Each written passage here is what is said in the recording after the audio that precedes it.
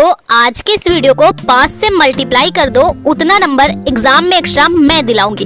30 number या फिर 50 number ले लो, इतना तो फिक्स है। हर सब्जेक्ट में 10 नंबर, 5 सब्जेक्ट है तो 50 नंबर। तो आपको लगेगा ये कैसा मजाक है, तो दोस्तों ये कोई मजाक नहीं है, सीरियसली ऐसा बिल्कुल हो सकता है। बस इस वीडियो में बताई गई एक एक बात को ध्यान से सुने और एग्जाम कॉपी में अप्लाई जरूर करें। अगर आपने ऐसा किया तो आपको टॉपर बनने से कोई नहीं रोक सकता है। एग्जाम के लिए इम्पोर्टेंट क्या होता है? नॉलेज। वो तो सबको पता होता है कि एग्जाम देने के लिए पढ़ना तो पड़ेगा, नॉलेज भी बढ़ाना पड़ेगा। तो दोस्तों इम्पोर्टेंट क्या है? कॉपी, क्योंकि पढ़ाई पर तो सबका ध्यान रहता है और पढ़ाई में सबसे ज्यादा टाइम भी देते हैं, लेकिन कॉपी में बहुत ही कम लोगों का ध्यान रहता है और हम सभी कॉपी पर बहुत ही कम ध्यान देते हैं, कॉपी पर ही बहुत कम टाइम देते हैं। और हमारा नंबर कौन डिसाइड करता है? टीचर की नजर में आपको इंटेलिजेंट कौन बनाता है? कॉपी।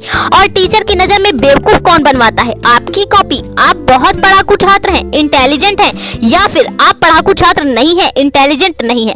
आप जिस भी टाइप के स्टूडेंट हो, टीचर आपको नहीं जानते हैं, वो बस आपके रोल नंबर को जानते हैं और कॉपी को। और आप कॉपी से ही टीचर को खुश कर सकते हैं, इम्प्रेस कर सकते हैं या फिर नाखुश। ये आप पे डिपेंड करता है कि उन्हें स्ट्रेस में डालना या फिर हैप्पी मूड में, ये आप तय करेंगे और आपका नंबर वो तय करेंगे। तो आप क्या चाहोगे? टीचर को खुश करके नंबर बढ़वाना या फिर टीचर को नाखुश करके नंबर को घटवाना? यस या नो कमेंट करके जरूर बताइएगा। तो इसलिए एग्जाम में नॉलेज के साथ साथ कॉपी भी दूसरा इंपॉर्टेंट पार्ट हो जाता है। तो वो कौन कौन से फैक्टर हैं जो आपको टीचर के प्रति अच्छा इंप्रेशन डालने में मदद करते हैं, वो हम बारी बारी से जानेंगे। बस इस वीडियो को स्किप बिल्कुल भी मत करना, लास्ट तक वीडियो को जरूर देखना। सबसे पहले कुछ प्रिकॉशंस यानी सावधानियां जान लेते हैं जो कि हर छात्र को अप्लाई करनी सबसे ज्यादा जरूरी होती है। फर्स्ट पॉइंट है, एग्जाम में ग्रीन और रेड कलर का पेन लेकर नहीं जाना है। आपको 2 ब्लू और 2 ब्लैक पेन लेकर पेपर देने जाना है और जिस पेन से आप पहले से लिखते आए हैं वही पेन आपको लेकर जाना है। अगर आप पेपर वाले दिन ऐसे पेन का यूज करते हैं जिससे आप पहले लिखे नहीं हो तो हैंडराइटिंग खराब हो जाएगी। ब्लैक पेन से क्वेश्चन नंबर और ब्लू पेन से आंसर लिखना और टाइम मिले तो इंपॉर्टेंट पॉइंट को अंडरलाइन कर देना ब्लैक पेन से। ठीक है, अब बात करें दूसरी नंबर सावधानी की, तो दोस्तों पहले कॉपी मिलती है फिर पेपर। कॉपी में जो भी फिल करना रहेगा जैसे roll number, subject, date, examination centre का नाम, मतलब जो भी फिल करना रहेगा इसको बड़ी ही शांति से भरना। अगर कुछ भी समझ में ना आए तो टीचर से पूछ लेना, बिल्कुल भी डरने की जरूरत नहीं है। जब आपको क्वेश्चन पेपर मिले तो उसे अच्छे से पढ़े, समझने का प्रयास करें। जितने भी ऑब्जेक्टिव क्वेश्चन पूछे जाते हैं उसमें ज्यादा दिक्कत वाली बात होती ही नहीं है। अब बात करें सब्जेक्टिव क्वेश्चन की, तो 100 बात की एक बात, जो भी क्वेश्चन हमें याद है और उसका आंसर हमने सही लिखा है तो उसमें नंबर नहीं कटना चाहिए, फुल नंबर आना चाहिए। जब आपके मन में ये सवाल आ रहा होगा कि हम जब सही लिखेंगे तो फुल मार्क्स मिलेंगे ही, तो डरने की क्या जरूरत है, लेकिन मार्क्स नहीं मिल पाता, ऐसा क्यों हो जाता है? आज यही बात करेंगे। और जो क्वेश्चन हमें याद नहीं भी है उसमें कम से कम 1-2 नंबर मिल जाना चाहिए। अब इसके लिए क्या करना होगा वो हम स्टेप बाय स्टेप जानेंगे। तो फर्स्ट नंबर है कि 2 से 3 पेज में किसी प्रकार की कोई भी काटपीट नहीं करनी है और पूरी कोशिश करो कि किसी भी पेज में काटपीट ना हो। अगर कोई वर्ड या सेंटेंस गलती से भी गलत हो जाए तो उसे एक लाइन में काट दो और किसी पेज में क्वेश्चन के बाद 2-3 लाइन बचती है तो अगर कोई दूसरा क्वेश्चन लिखना हो तो वहां नहीं लिखना है, आपको नेक्स्ट क्वेश्चन न्यू पेज से लिखना है। ठीक है, उस पेज को वहीं पे छोड़ देना है।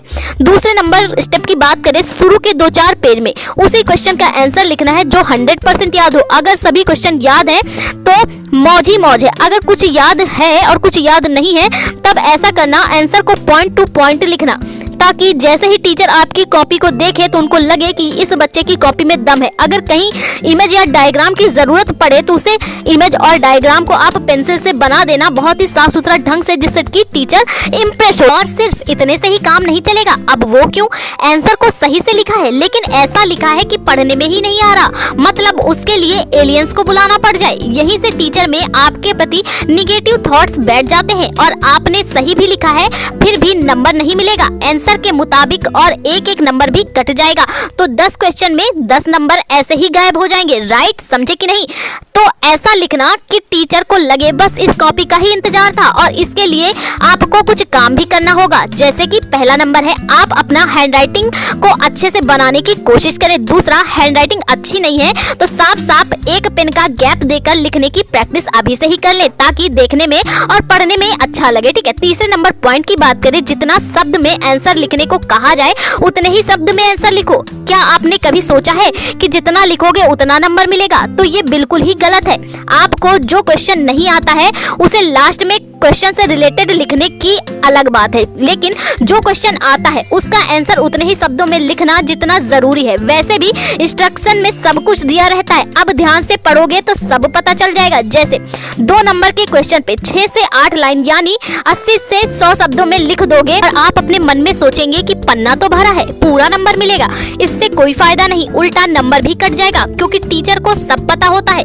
2 नंबर का क्वेश्चन है तो उसके आंसर 2 से 4 लाइन में यानी 30 से 40 शब्दों में ही कंप्लीट हो जाएगा। ये तो 80 से 100 शब्दों में लिखा है और उन्हें बिना पढ़े ही ये पता चल जाएगा कि इस बच्चे ने मनगढ़ंत कहानी बनाकर लिख दी है और नंबर कट जाएंगे। तो ऐसा मत करना कि 2 नंबर के क्वेश्चन में 8 से 10 लाइन लिख दो। हाँ, जो क्वेश्चन नहीं आता है उसको लास्ट में जो आता है वही लिखो, बस क्वेश्चन को छोड़कर मत आना और शब्दों की मर्यादा भी ध्यान में रखना। अब इसका मतलब ये नहीं है कि आप लिखते रहो और शब्द गिनते रहो। अगर 40 शब्द में पूरा पूछा गया है तो 50 शब्द हो गया तो कोई दिक्कत की बात नहीं है, लेकिन 80 से 100 शब्द नहीं होना चाहिए। और 5 नंबर के क्वेश्चन में 100 शब्दों में पूछा गया है तो आप 100 की जगह 120 शब्द भी हो जाएं तो भी कोई दिक्कत वाली बात नहीं होती, ज्यादा फर्क नहीं पड़ता है। अगर एग्जैक्ट में आपको सही क्वेश्चन याद होगा तो उसका आंसर लगभग उतना ही शब्दों में आ जाएगा। इतना शब्द में क्वेश्चन पूछता है तो पॉइंट को समझे। अगर शुरुआत में काट पीट किए रहोगे या आंसर को गलत लिखे रहोगे, मनगढ़ंत कहानी लिखे रहोगे या ज्यादा शब्दों में लिखे रहोगे, कितना भी सही लिखे रहोगे तो कोई फर्क नहीं पड़ेगा। या सही भी लिखे रहोगे लेकिन पढ़ने को नहीं मिल रहा तो नंबर कटेगा। इसीलिए मिनिमम कम से कम हर शब्द का 2-2 सैंपल पेपर एग्जाम से पहले सॉल्व जरूर कर ले और जो गलती हो रहा है उसमें सुधार कर ले। नंबर कटता है और बढ़ता है क्यों? अब ऐसा होता क्यों है? देखो, सिर्फ एक कॉपी चेक नहीं होता है।